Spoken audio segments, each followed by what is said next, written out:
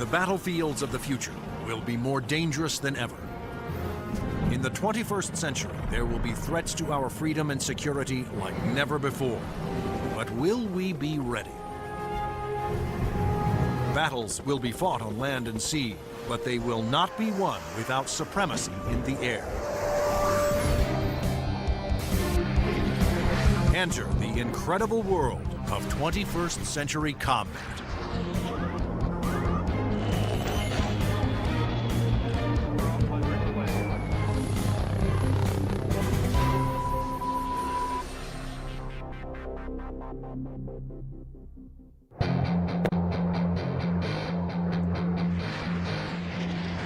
Air power is the dominant strategic force.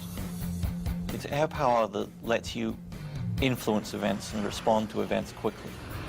It's air power that lets you fight a war without putting hundreds of thousands of people on the ground.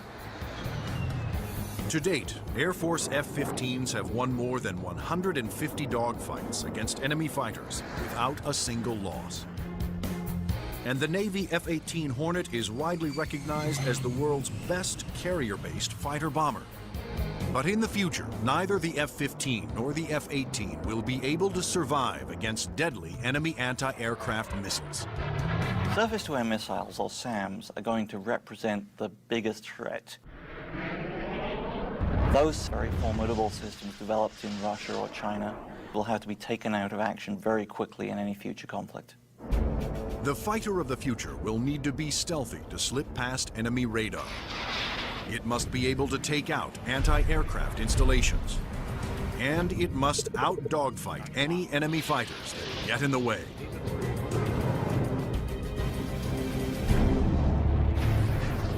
That future fighter is already here. The F-22 Raptor, the air dominance fighter of the 21st century. Developed by Lockheed Martin, this advanced tactical fighter has been designed to be the first plane to cross enemy lines, clearing the way for all other forces.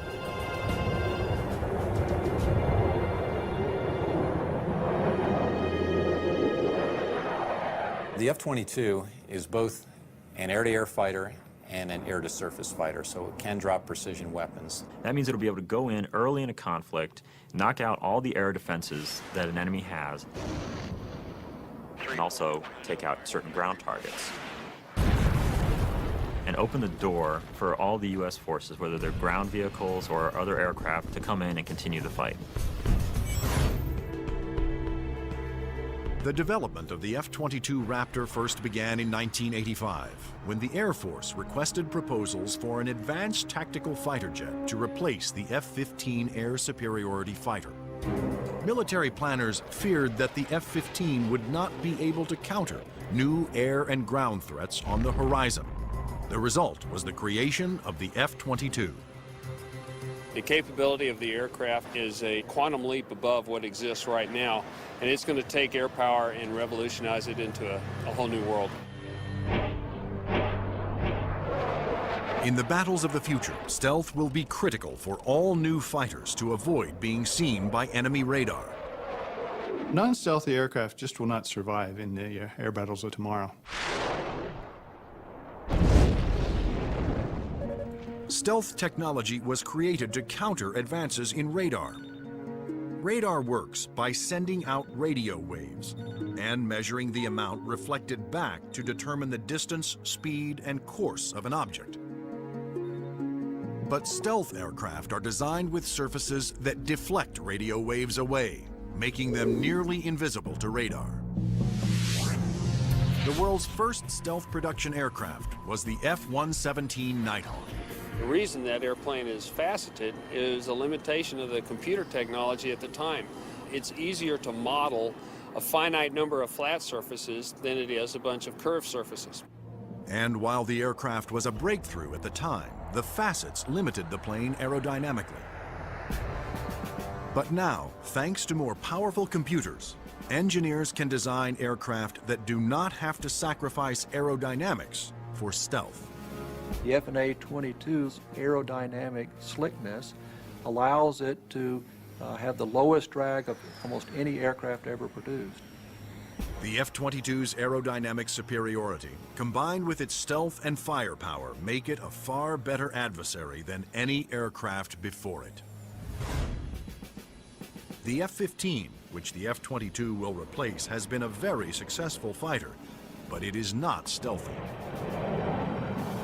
The F-117, while stealthy, carries no air-to-air weapons and is not designed for air combat. It relies on stealth and mission planning to protect itself. But the F-22, on the other hand, is not only stealthy, but comes with a full complement of air-to-air and air-to-ground weapons. The primary armament is in weapons bays underneath the airplane, where we carry 6 medium-range radar-guided missiles. By carrying the weapons internally, it preserves the stealthy shape of the plane. For closer infighting, the F-22 has short-range missiles and guns. Behind these two doors right here is the side weapons bay. This is where we carry a heat-seeking missile.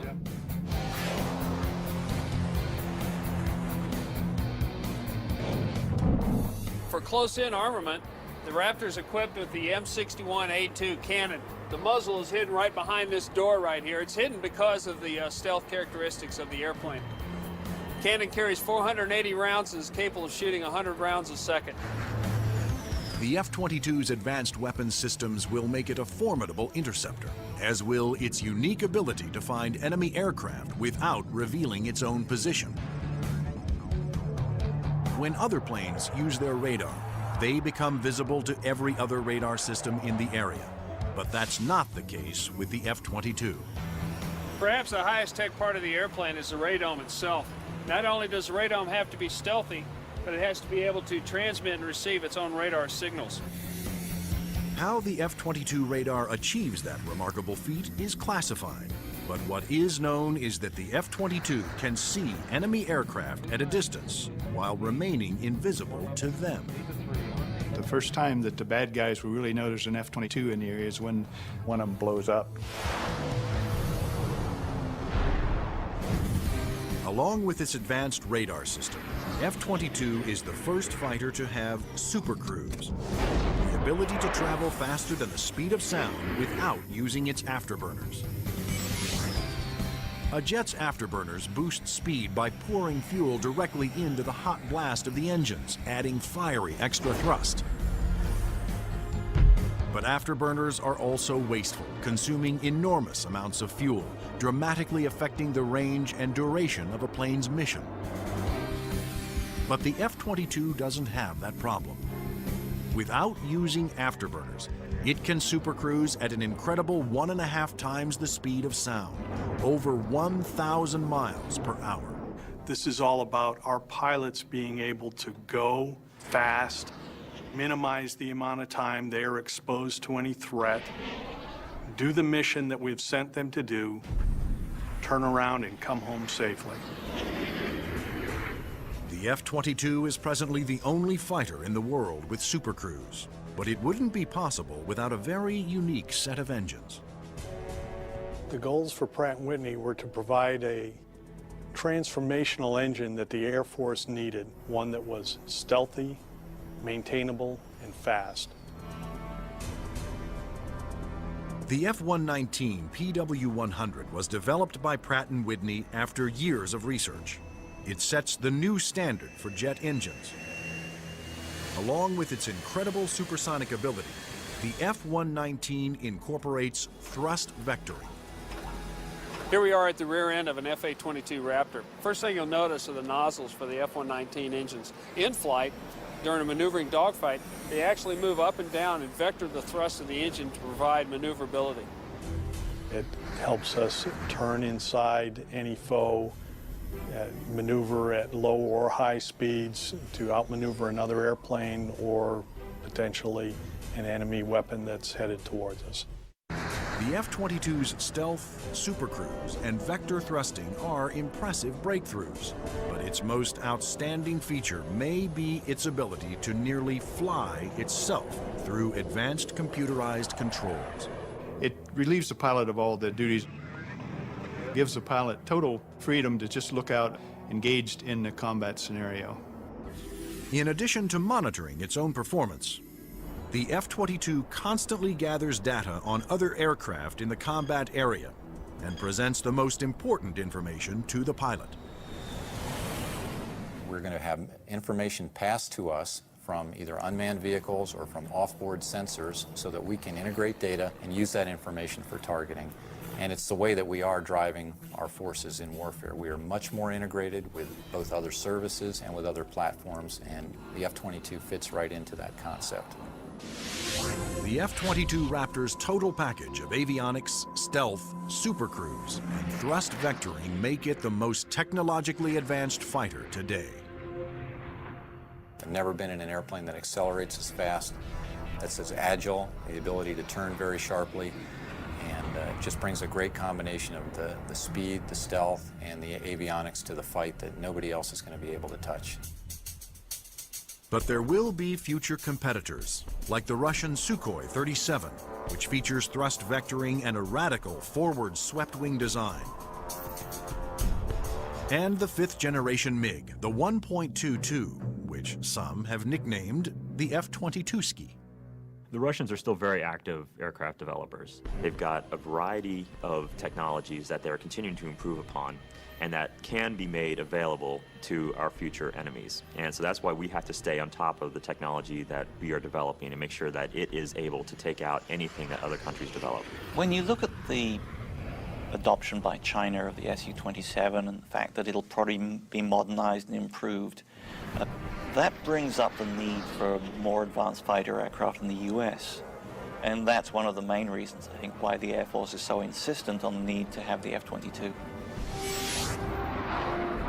In addition to Russia, other U.S. allies are producing advanced interceptors for export that are superior to the F-15, such as Sweden's JAS-39 Gripen and France's new Rafale. Germany, Italy, and the UK have joined forces to create a Eurofighter, the Typhoon.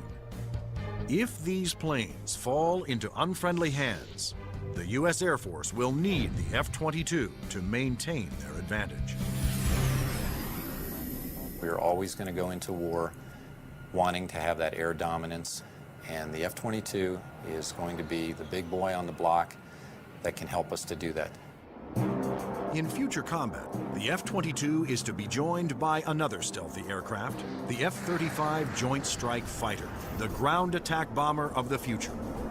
Designed for the U.S. Air Force, Navy, Marines, and Britain's Royal Navy, the question is, will it work for every user?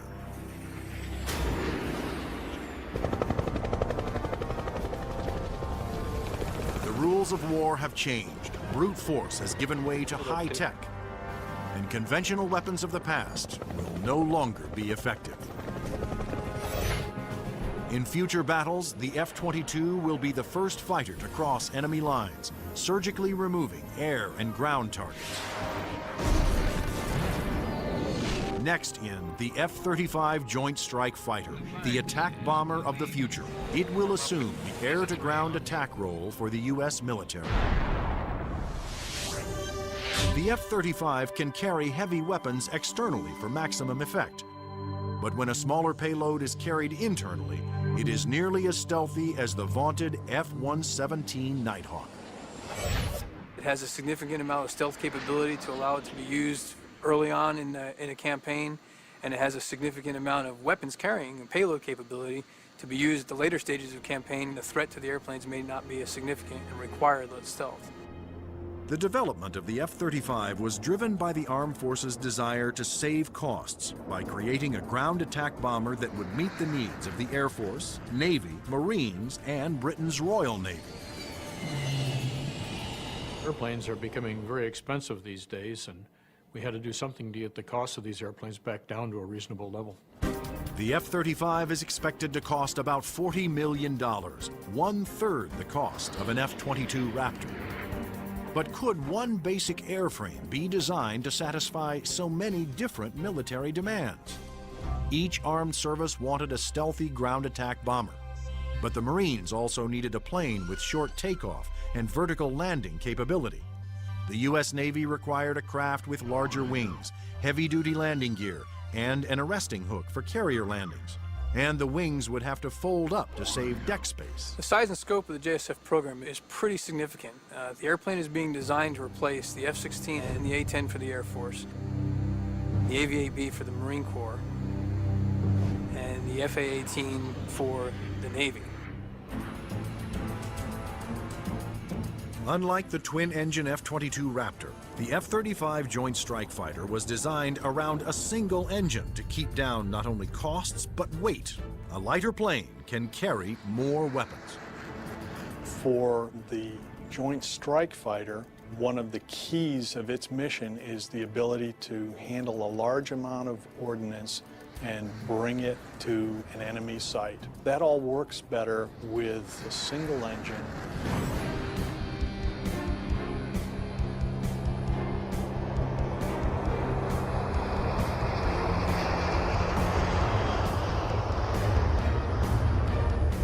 The Air Force version of the Joint Strike Fighter, the F-35A, made its first flight attempt on October 24, 2000. Tom Morgenfeld, who had been a test pilot for the F-22 Raptor, was at the controls. Well, a million things are going through your mind. Your eyes are everywhere, you're listening, you're watching. Your senses are tuned to an incredible level because you're sensing and feeling the airplane for the very first time. It flies wonderfully. It's definitely a pilot's airplane. The Air Force testing went smoothly. Next, a Navy version was built with heavy-duty landing gear and wider wings for the slow speeds needed to land on carriers. Navy test pilots flew touch and goes, demonstrating the F-35's ability to land within the space of a carrier's flight deck. But the most difficult challenge still lay ahead for the F-35 program. The Marine Corps needed a version that could perform short takeoffs and vertical landings, STOVL for short. The STOVL capability is extremely important to the Marine Corps because the airplane can go just about anywhere that the rest of the forces can go. It's not limited to needing a large runway. It doesn't need a really big ship to operate off of. Engineers at Lockheed Martin, the designers of the F-35 Joint Strike Fighter, took a hard look at the AV-8B Harrier, the STOVL fighter that the new aircraft would have to improve upon. The Harrier is a great airplane if you look at the fact that it's basically 1960s technology. It's achieving all those wondrous STOVL flight sort of maneuvers without the aid of a lot of computers. The Harrier's ability to take off, hover, and land vertically is achieved by vectored thrust. The powerful force of its jet engine is directed downwards through 4 nozzles that can pivot 90 degrees. I was brought in because I am a Harrier pilot with almost 1,600 hours in that airplane. So all of the lessons learned I have from the Harrier airframe and operational experience I have, I was able to bring to the program and use those to help evaluate the X-35 STOVL version. For hovering, engineers gambled on a radical new system. They planned to supplement the vectored thrust method by harnessing the jet engine to a drive shaft that would power a fan to blast air downward. In 1991, we unveiled this shaft-driven lift fan system to the technical world. Some actually said, "You gotta be kidding me. Are you guys serious?" The lift fan required doors to open behind the pilot on the top and bottom of the plane to draw in more air. The fan would blast air down midship, while the jet nozzle in back swiveled, blowing its powerful exhaust down to create a balanced lift force. The shaft-driven lift fan system allows you to harness a lot more energy out of what the engine is producing. But harnessing a jet engine to a drive shaft proved to be extremely difficult. The mechanical energy we were dealing with in the shaft-driven lift fan system was very large. We had 28,000 horsepower being transmitted from the drive shaft from the main engine to the lift fan. And that's similar to the power going through a U.S. naval destroyer. The lift fan's ability to blend large amounts of cool air with the hot jet exhaust provided another important benefit. One of the things we learned in JSF was to combine the jet exhaust to get a lower combined temperature than the Harrier. This allowed us to avoid some of the problems. Large amounts of cool air with the hot jet exhaust provided another important benefit. One of the things we learned in JSF was to combine the jet exhaust to get a lower combined temperature than the Harrier. This allowed us to avoid some of the problems with concrete where the concrete would actually burst and explode under the high temperature and high jet exhaust from the Harrier. At the Lockheed Martin test facility in Palmdale, California, the revolutionary lift fan system was put to the ultimate test, in the air. If the lift fan failed during hover, the plane would crash.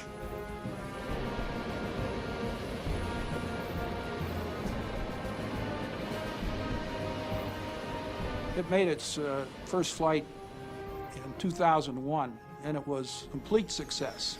And at that time, I didn't hear any more from the people who'd been saying for years, this thing will never work. It worked.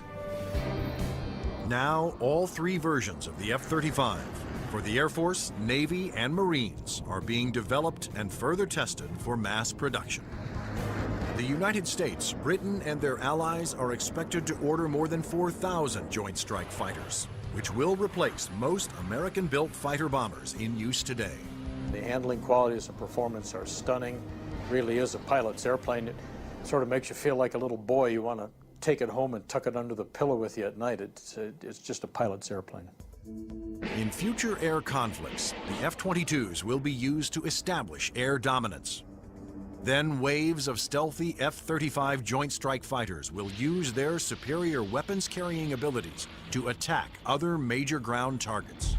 The Joint Strike Fighter is going to be the backbone airplane for hauling freight. It is going to be the muscle part of sustained forces. Commanders can also alter an F-35's mission in the air as situations change during the battle.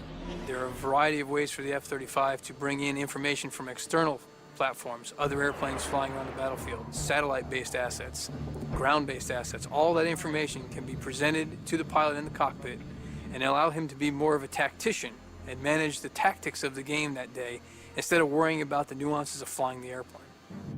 The pilot's job will be to supervise the process of identifying the target and then to give consent for weapons release.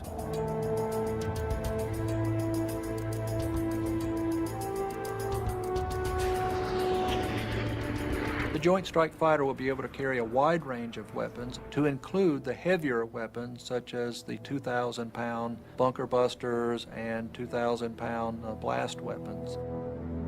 The Joint Strike Fighter's 1-ton bunker busters and blast bombs will be guided to their targets with pinpoint precision by JDAM tail kits.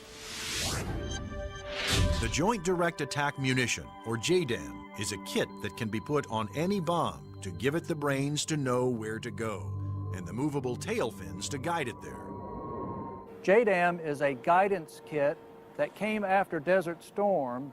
This little round piece on the side there is an inertial navigation clock. Now this clock, instead of measuring seconds, measures feet. If you take the unit and you tell it where it is right now electronically, and then you move it back a foot, or you move it up a foot, it measures every centimeter and every distance. The bomb knows the coordinates of where the airplane is, and it also knows the coordinates of where the target is. And when the weapon is released from the airplane, it simply flies from one set of coordinates to the other and does its thing when it gets there. Because a JDAM is directed by GPS, or global positioning satellites, it can hit targets regardless of visibility. The way we use it is by employing it against targets that we cannot normally see visually, whether it is due to weather, smoke, haze, or just some sort of other thing that's obscuring the target.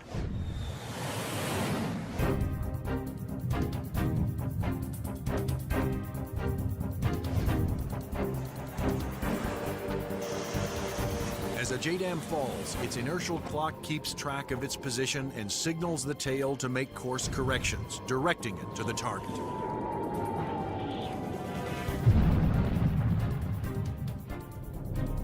The The accuracy of new weapons like JDAMs will reduce collateral damage. It also makes the F-35 an even more formidable weapons system. The new weapons such as JDAM really reduce the need for the number of sorties, and that reduces our risk because we're not exposed to enemy threats as often.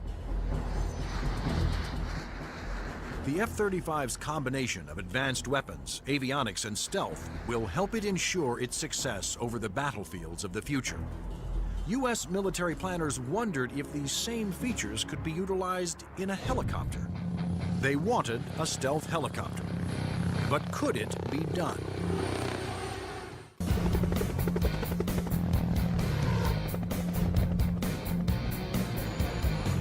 Over the last 50 years, helicopters have evolved from slow-moving multi-purpose support vehicles to fast-moving frontline attack ships. But in the high-tech wars of the future, speed alone is not enough.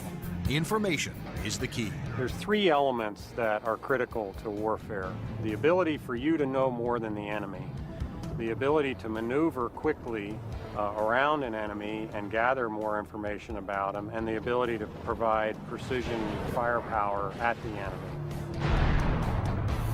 In future conflicts, after the F-22 Raptors and the F-35 Joint Strike Fighters have cleared the way, surveillance and attack helicopters will support ground troops as they move in to secure the area. We like to be down low where the action is, and we like to be down low where the threat can't see us. But at such low altitudes, helicopters are vulnerable to a wide assortment of ground-to-air weapons.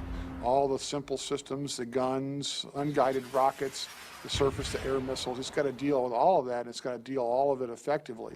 The Pentagon has responded with a two-pronged strategy to counter this threat: inexpensive, expendable unmanned helicopters and stealthy manned helicopters.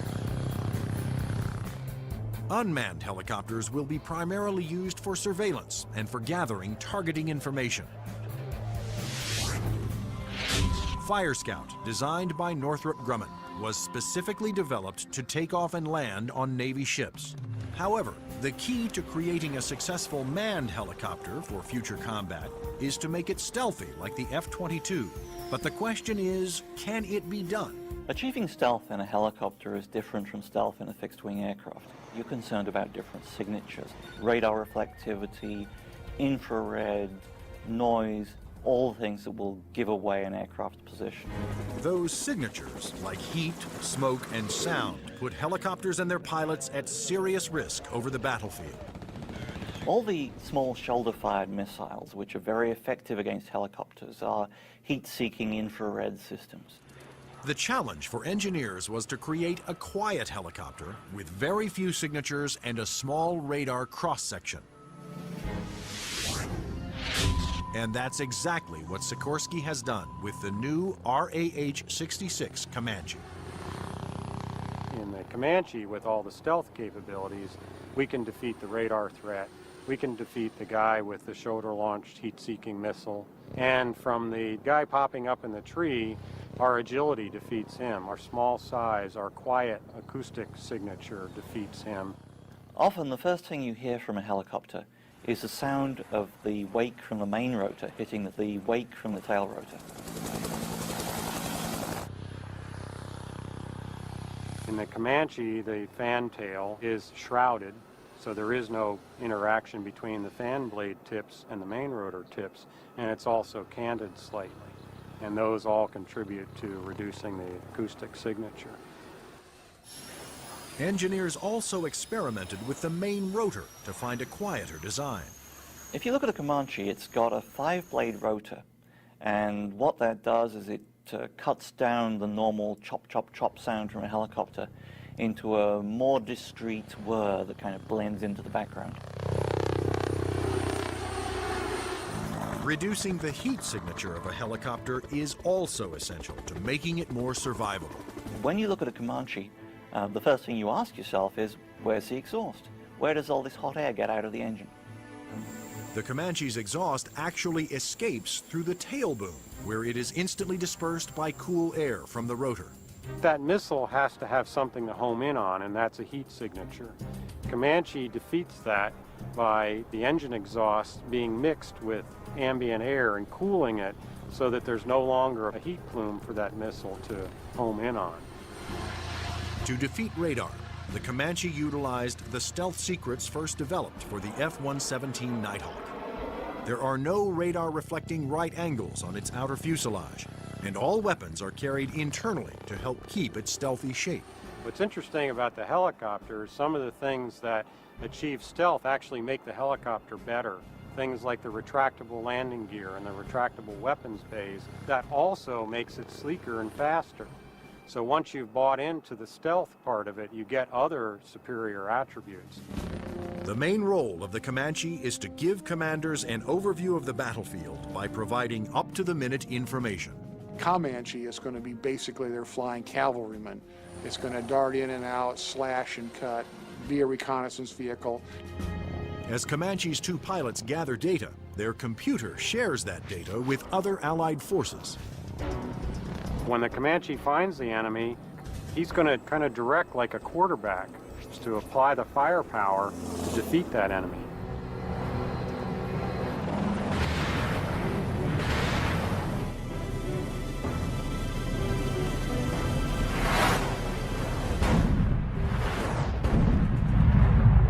Engineering advances have also made the Comanche one of the easiest and most forgiving helicopters to fly.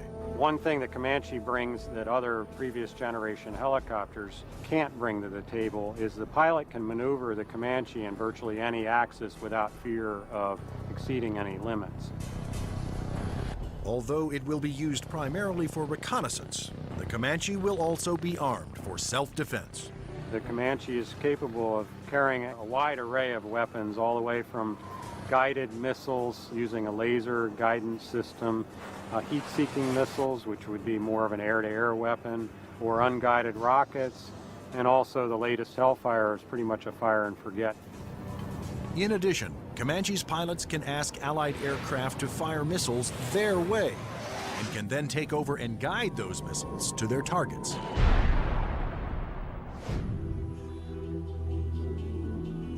If the Comanche is hit, its computer system can often fix itself by reassigning vital functions to undamaged computer cards. This is where the computer brain of the Comanche is.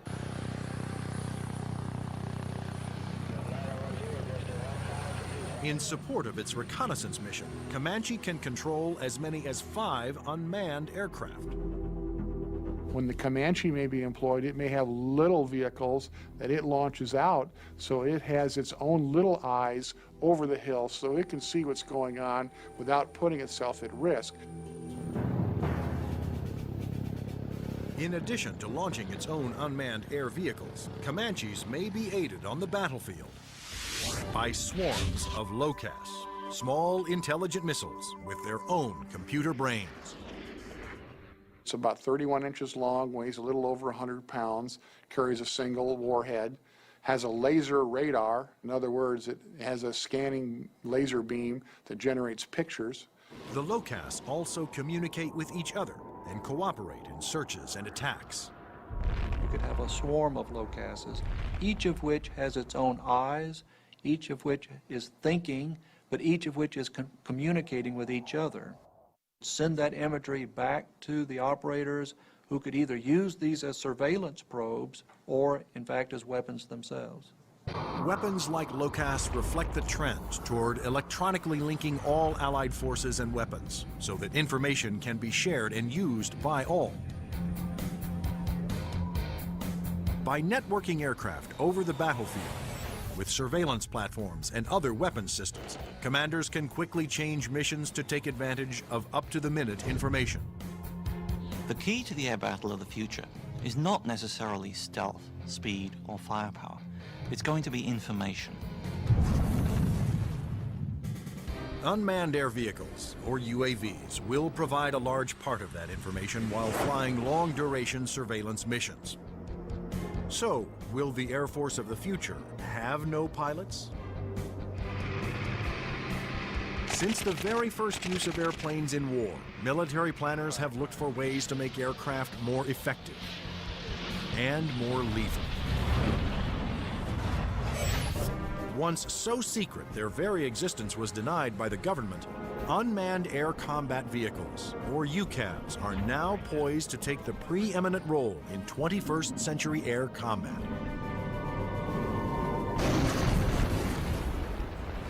UAVs are certainly going to change air power in the 21st century.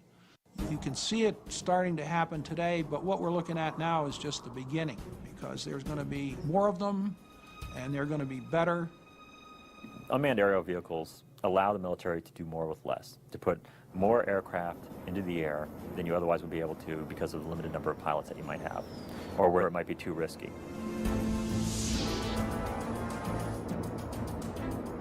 In the future, aircraft that have no pilots on board will carry out the most dangerous combat missions. Today, unmanned air vehicles, or UAVs, are already taking over the role of long-duration surveillance. UAVs don't have mothers. You lose a UAV in combat and nobody bats an eyelid.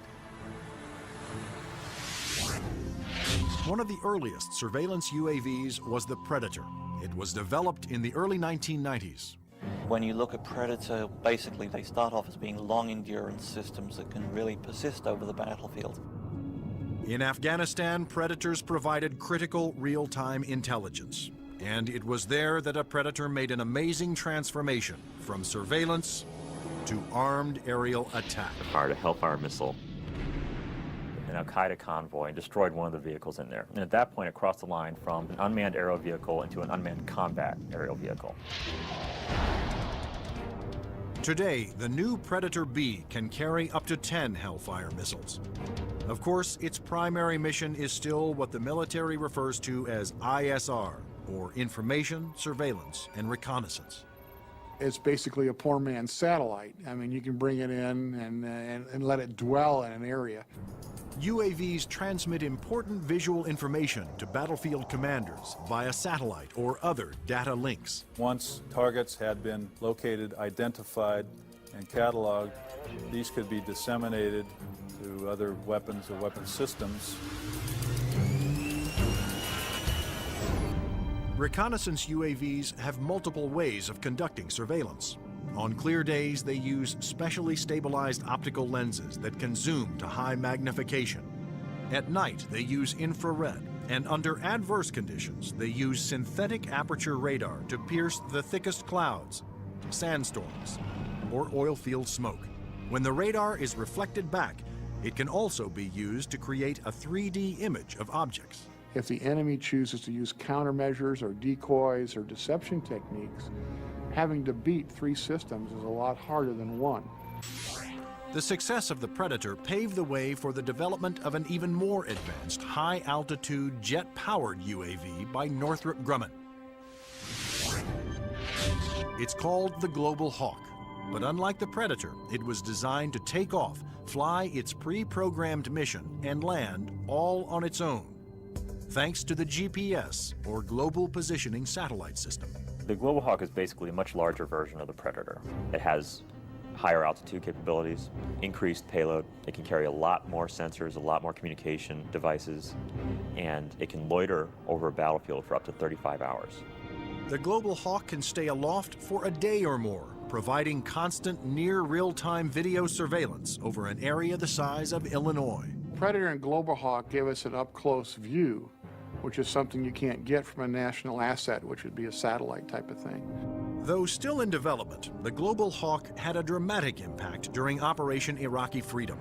A single prototype provided information to Allied forces on 55% of all time-sensitive targets, including mobile Scud missile launchers.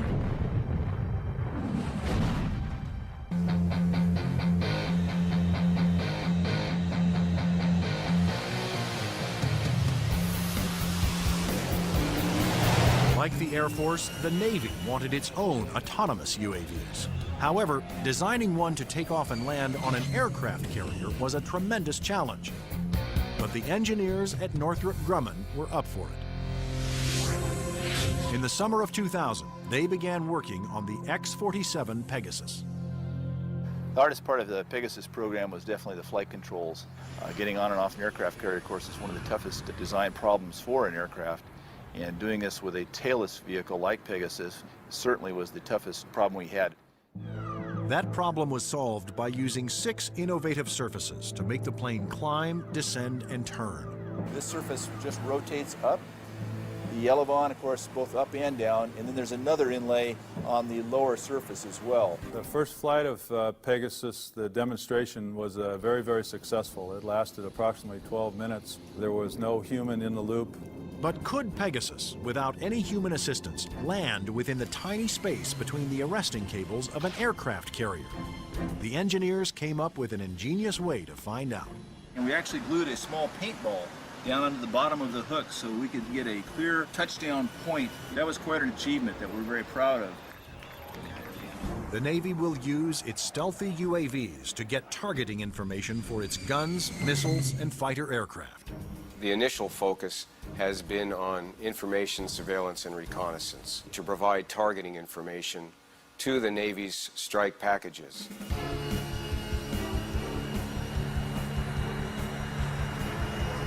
But many future UAVs, such as Boeing's X-45 unmanned bomber, will be heavily armed. Although flying pre-programmed missions, armed UAVs will still need human permission to fire. It has to know where friendly forces are on the ground, where civilians might be, where collateral damage, i.e. hitting a church or a mosque, might be an issue. So there is an element that we always retain where a human in the loop is important. You can have a weapon that's doing its own surveillance and has its own ability to engage a target. And that gives you a level of dominance that we're just emerging on right now. In the not-so-distant future, there will be even more radical aircraft and airborne weapons systems. Everything from electromagnetic pulse weapons to powerful airborne lasers to hypersonic aircraft that can fly to anywhere in the world in 2 hours or less. But how soon will these high-tech secrets become a reality?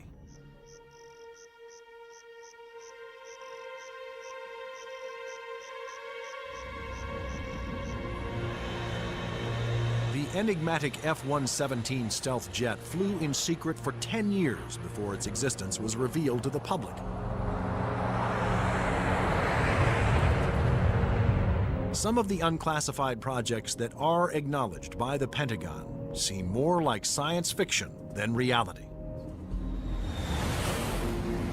The military is designing a weapons system designed to neutralize an enemy encampment or factory without destroying it and scattering nuclear, biological, or chemical materials. Electromagnetic pulse, or EMP weapons, will blast a highly concentrated magnetic field towards its target, overloading and destroying any electrical components. The small electromagnetic pulse weapons offer some pretty startling capabilities. You can essentially completely destroy an enemy's electronic infrastructure in a very precise way.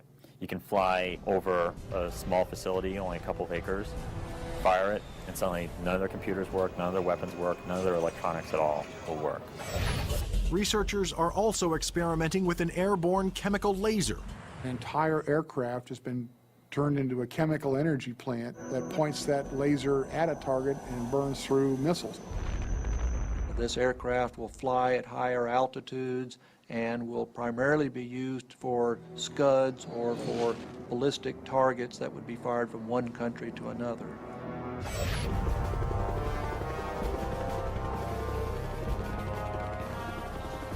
American generals don't want a fair fight.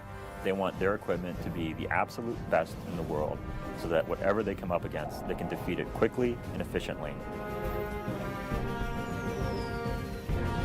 The battlefield of the future will continue to be a dangerous place. But military planners believe that the key